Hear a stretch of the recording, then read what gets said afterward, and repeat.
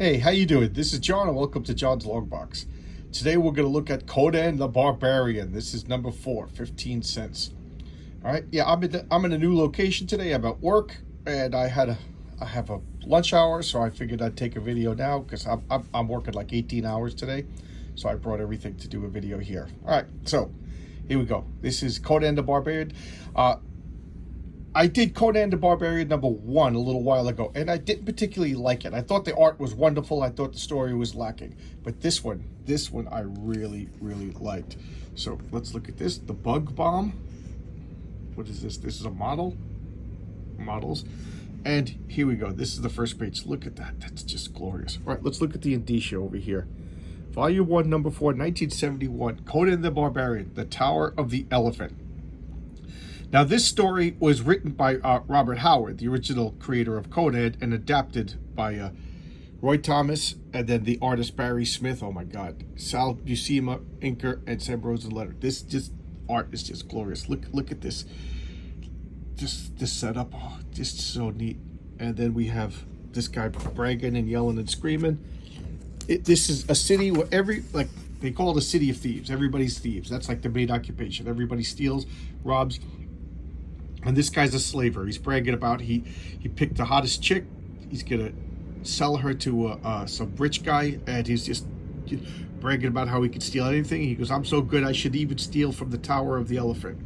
And then Conan puts his hand on him, and he's just like, "I've heard about this Tower of the Elephant. Could you tell me about it? What is it?" And the guy's like, "Bug off! Only a fool would steal. There's a wizard. There's a tower." And the guy's like, "Oh," he goes, "Because I've seen it. Why doesn't anybody just climb up? Why doesn't anybody just climb up the tower? It looks easy enough." He's like, "Listen, if it was easy, other people would do it. But, there's a wizard there. And inside there's the heart of the elephant. It's a gem." And he's like, "Well, but guards could do it. Like, it's only a few guards." He's like, you're not listening to me."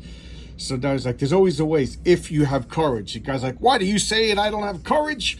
And Conan's fighting him and pulls out swords are now drawn, which is a bad move. So as they're fighting, they knock over the candles, it goes dark, and when the candles are dead and everybody's gone. So Conan is just like, "All right, there's the Tower of the Elephant, and I'm going to go climb it, and I'm going to steal it." So here we have the wizard. This is with the wizard Yara. He's going inside. He threatens his own guards. And letters page. Look at that. Fear. Shield. I got the shield. I don't have fear. I think these were reprints from like 50s comics. And then we got the giant life-size moon monster. Over 6 feet tall. Let's get that. So, and I skipped a page. This is hard to do. I don't have my easel.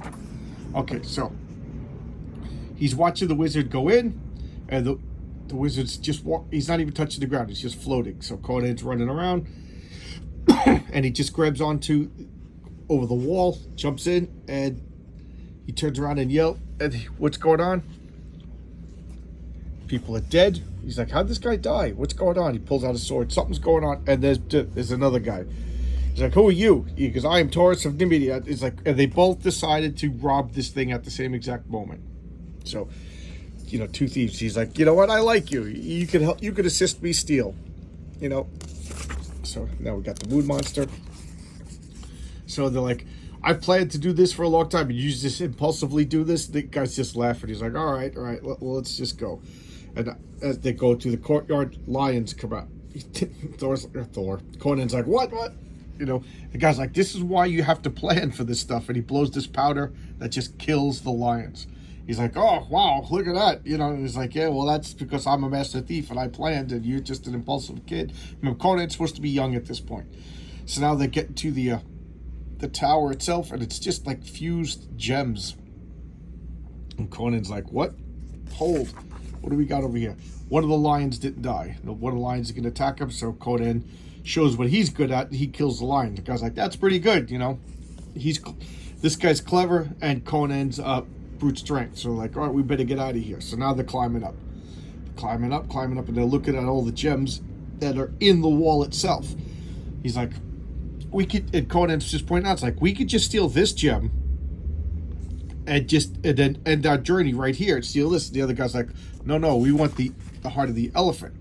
He's like, well, big deal. It's just another gem. He's like, no. This gem will prolong your life. The heart of the elephant will give you immortality. And then when we have immortality, we could get anything else that we want. And he's like, oh, okay. So how are we going to split that? We'll worry about that later. So there we go. And as they're walking through everything, Taurus is now killed. So he dies. So there he goes. There goes the end of that problem. Not a mark on him. How did he die? Just 2 little tiny wounds on the base of his neck. What's going on? So Conan's on guard. He's nervous, looking around, and then boom, something goops on him. And what is it? It's a big old freaking spider. Look at that thing. Big old freaking spider. So Conan's like, I got to deal with the big old freaking spider. Turn the page carefully this time. And he throws his sword and cuts everything, and now he's just getting trapped. He's getting trapped, and it lunges at him, dead. And there. So when a spider comes to lunge at him, he stabs it. And look, there's just gems everywhere. So now he's going to the door. Boys, men.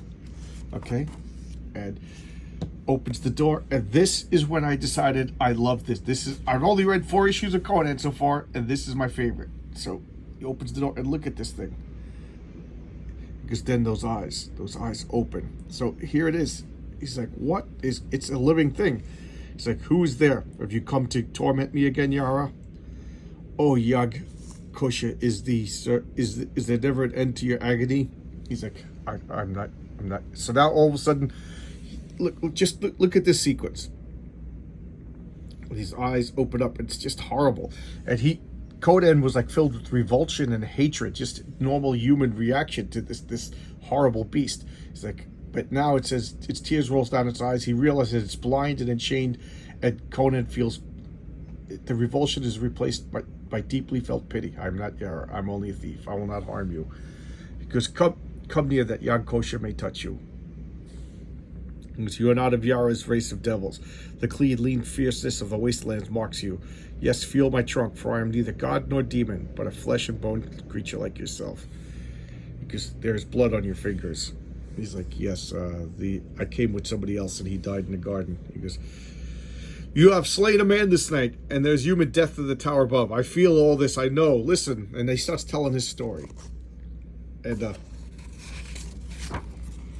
they come from another planet, and they have these wings, and they can fly faster than the speed of light and they roam the galaxy. But when they landed on Earth, this is the only thing that doesn't make sense to me. The wings disintegrated, and they just live on Earth. And they came in dinosaur times, and they built their own civilizations. They seen Atlantis collapse, their cities collapse. They've been here forever. They're not immortal, but they have a lifespan that can be measured in the lives of stars. So one by one they were dying until he's the last one. People started to worship them, and then Sarah became his apprentice, learned all his secrets that enslaved him, and now he's forcing him to keep Yara alive. He's using him as like a focus for his magic. Because my body is the jewel, my heart is the heart of the elephant. And he's like, but do me a favor. He goes, kill me, and then bring this stone to Yara.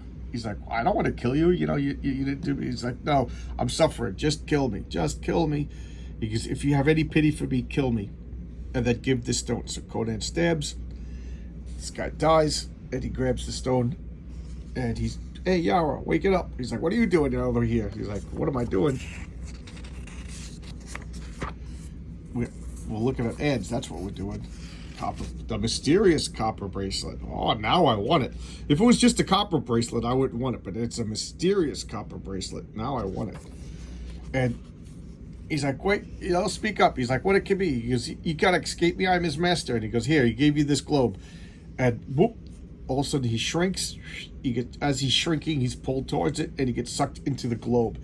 And now Conan's watching. Here comes Yag Kosha, but he's not blind. He's got his wings. He's at full power.